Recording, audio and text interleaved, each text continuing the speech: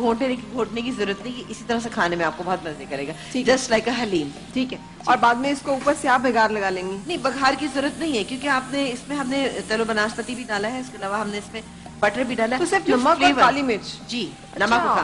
फिर आप इसका टेस्ट देखिएगा कि ऊपर से हम इसको सिर्फ बटर डालेंगे। ठीक है, उसके बाद आप देखिएगा कितना उधर जो मसाला बन रहा है उसमें क्या क्या डालेगा? इसमें मैं बता देती हूँ हम क्या क्या डालेंगे। इसमें हम डालेंगे तकरीबन 4 टेबलस्पून हम इसमें ऑयल डालेंगे। ठीक है, और उसमें डालेंगे 1 अदद छोटे साइज की प्याज। बिल्कुल ठीक, ठीक है, ठीक, ये चलेगी। और इसको सौते करेंगे हम इतना कि वही ट्रांसपेरेंट ना जी। जब ये हो जाएगी तो मैं इसमें डालूंगी, ये मेरे पास टमाटो प्यूरी है। ठीक है, टमाटो प्यूरी ले लें, या आप टमाटो को बॉईल करके और फिर उसके बाद इसको बारीक बारीक काट लीजिए या ब्लेंड कर लीजिए। सही। इसके अलावा ये थोड़ा सा 2 टेबलस्पून प्याज है, किसी भी प्याज है ये मेरे पास। अब मैं प्याज को आपने ग्राइंड कर लिया है, कच्चे प्याज।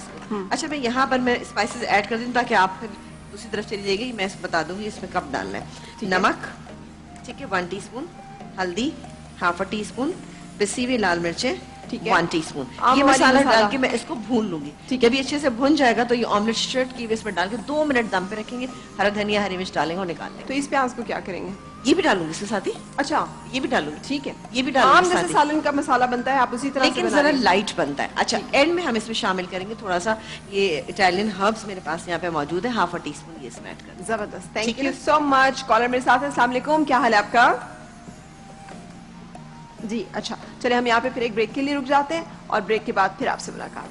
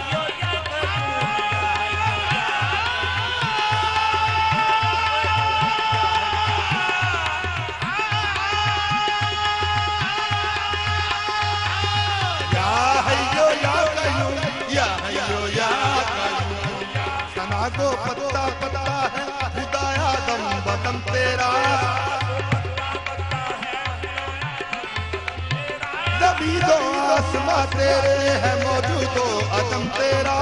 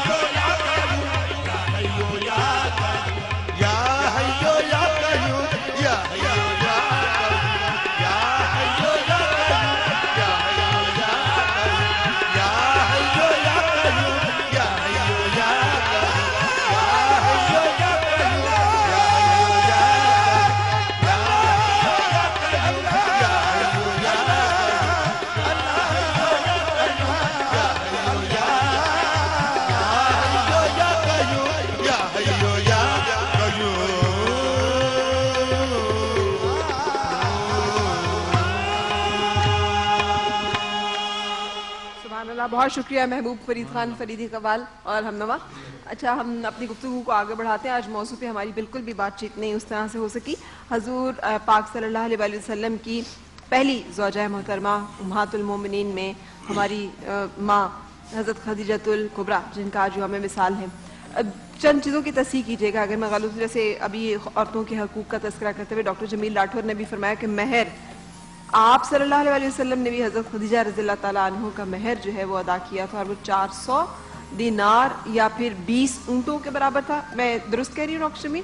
मुजफ्फर साहब, 400 दिनार ये इस तरह से इसका एग्जैक्ट जहन में नहीं है, लेकिन गालिबन हज़रत अबू तालिब ने आपकी जानिब से वह हक महर अदा किया था और 20 ऊँटों का तज़किरा है वहाँ पे मिलता हमें, जो कि एक बड़ी एक अच्छी मतलब रकम है। और उसके साथ साथ फिर जब निकाह होता है तो निकाह के बाद आप सल्लल्लाहु अलैहि वसल्लम हज़रत खदीजतुल कुबरा के घर में रिहाइश इख्तियार करते हैं। ये इन दोनों बातों में कोई ये नहीं इबाहम नहीं है ना, ये दुरुस्त है? हक महर के सिलसिले में इस्लाम ने मुतलक रखा है, इसलिए कि हज़रत उमर रज़ियल्लाहु ताला अन्हु के ज़माने में आपने हक महर को जब कन्फाइंड करना चाहा तो खातून खड़ी हो गई, मैक्सिमम मुद्दत को कन्फाइन करना चाहा, तो उन्होंने कहा कि जिस चीज़ को अल्लाह तबारक व तआला ने मुतलक रखा है उमर आप इसको ना कीजिए। तो हज़रत उमर बिन ख़त्ताब रज़ियल्लाहु ताला अन्हु भरे दरबार में कहते हैं कि यकीनन इस औरत की जो है वो पुकार अल्लाह तबारक व तआला ने 7 आसमान पे सुनी, तो मैं इसकी बात को क्यों ना मानूं।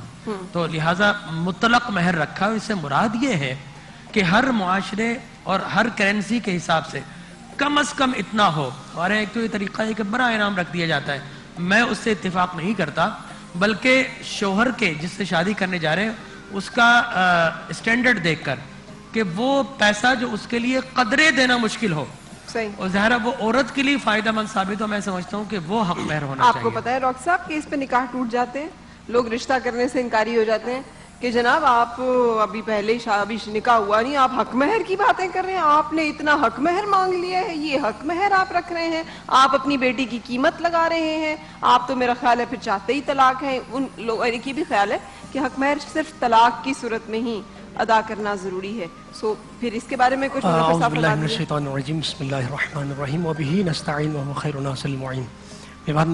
हूँ जिस अजीमुल मर्तबत हस्ती के ईमान से आज गुफ्तगू होगी। कुरान मजीद फुरकान हमीद सूरह हुजरात की आयत नंबर 15 में इरशाद रब्बानी है, बिस्मिल्लाहिर्रहमानिर्रहीम, इन्नमल मुमिनून अल्लज़ीना आमनू बिल्लाहि व रसूलिही सुम्मा लम यरताबू व जाहदू बिअमवालिहिम व अनफुसिहिम फी सबीलिल्लाह उलाइका हुमुस सादिकून।